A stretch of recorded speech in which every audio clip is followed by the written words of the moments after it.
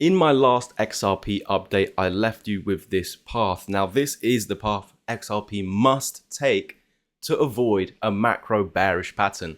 The macro bearish pattern being this shoulder, head, and a potential shoulder over here if it fails to push through $3 and $3.15 already circled.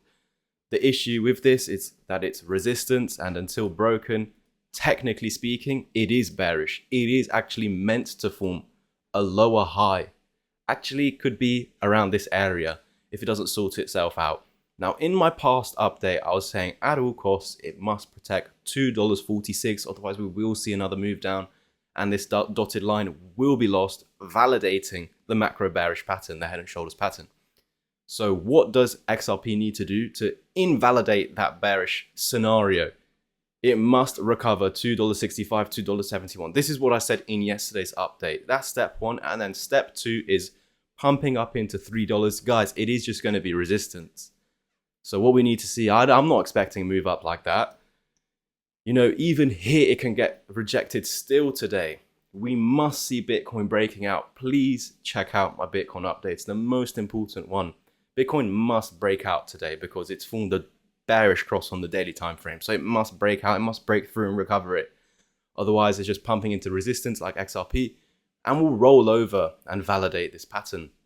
So it needs to push through 265, 271 for the daily candle close, and we'll get a move up into $3. This is where we'll find resistance once again.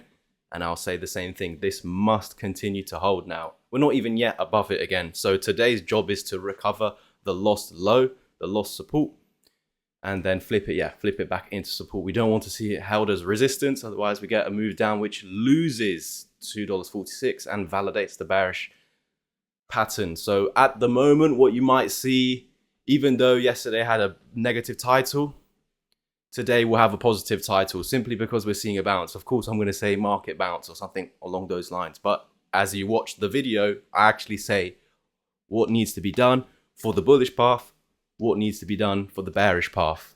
So you're kept up to date. You know what's going to happen if it breaks through here, lead up into there, get rejected. It must hold again, turn it into support. You also know if this fails to break, we're looking to lose this and head down into the next blue/green box area. That is it from me today. Like, subscribe, comment, and share. If you want to get educated, use the links down below. I'll see you over there. Cheers.